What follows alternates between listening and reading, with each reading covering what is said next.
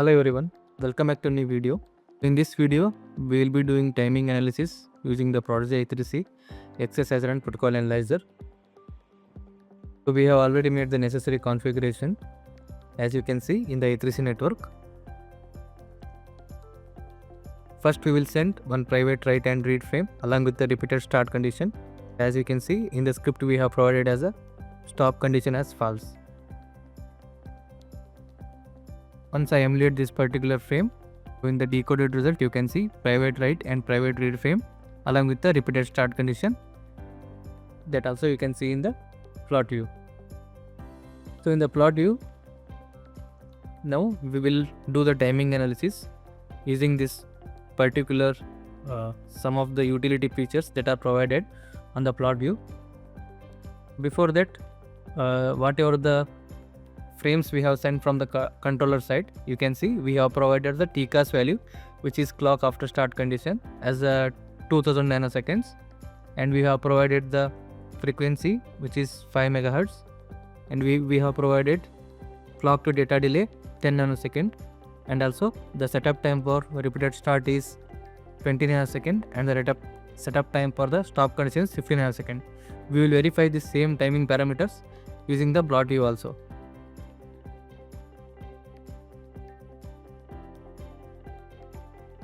We will start with the TCAS, which is clock after start condition. We will navigate to that particular part of the TCAS and we will zoom into that particular part. Using the vertical cursors, the user can measure the timing difference between the clock and data. So in the top of the plot view, you can see the timing difference is 2 microsecond, which is actually nearer to the defined value, which is 2000 nanoseconds. Similarly, we will check for the TCO also, which is clock to data delay. As you can see, we are on the first data packet, and the clock to data delay is basically the clock low and the data high time, the difference between the clock low and data high time for the first data packet. So we will measure this difference using again the vertical cursors.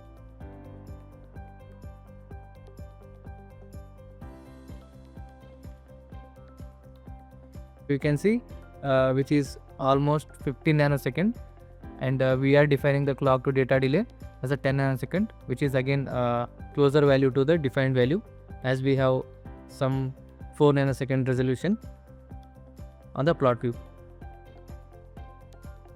And we can also check for the setup time for repeated start condition, which is the 20 nanosecond. So we will navigate to the setup time for a repeated start. So here you can see this is a repeated start condition, and this particular condition is setup time for repeated start.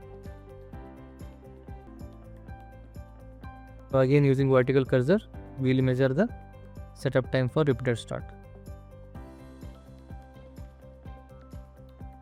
The defined value is 20 nanosecond, and here you can see which is actually 27 nanosecond, closer to the defined value. Similarly, we can check for a stop condition also, setup time for stop. We will just navigate to the stop packet of the frame.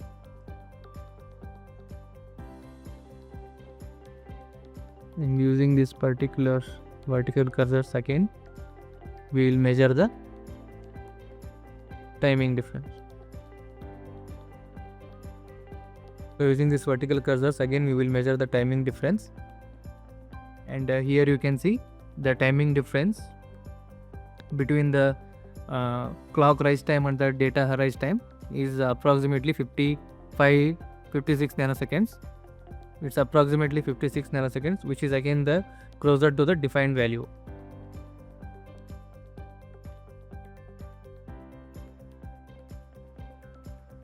Similarly, the user can vary these particular timing parameters, and they can check for the timing in the plot view.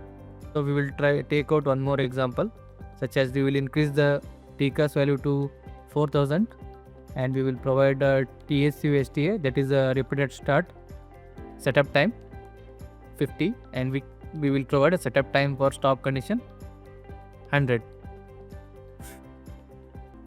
So we will send this particular frame. So as you can see, we will just measure one more time the TCAS value for the next frame using the vertical cursor again.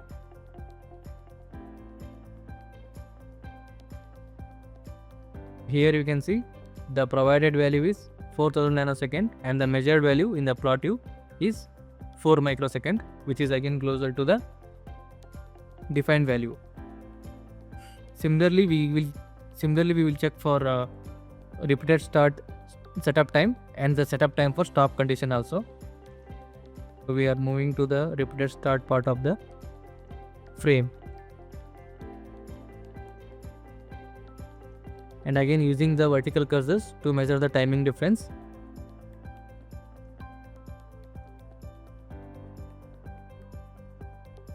So here you can see the defined setup time for repeated start is 50 nanosecond and the observed value in the timing plot view, which is 59 nanosecond.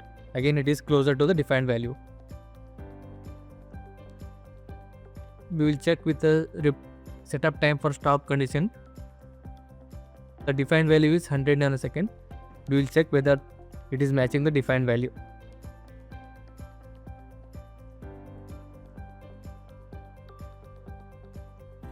So here you can see the clock rise and the data rise. The timing difference between the clock rise and the data rise is actually a setup time for stop condition. So the defined value is 100 nanosecond, and here you can see in the plot view the measured timing difference is 107 nanosecond, which is closer to the defined value. The user can also vary this particular timing parameter clock to data delay in steps of 18 picoseconds. Suppose I will take one example. Here we will provide 10.018. We are increasing the clock to data delay parameter by 18 picoseconds, and these changes can be observed in the oscilloscope capture, not on the plot view, because we have a plot view with a resolution of 4 nanoseconds. And similarly, the user can also vary all these timing parameters as per their test requirement, and they can measure the approximate values using the plot view and these utility features. Thank you.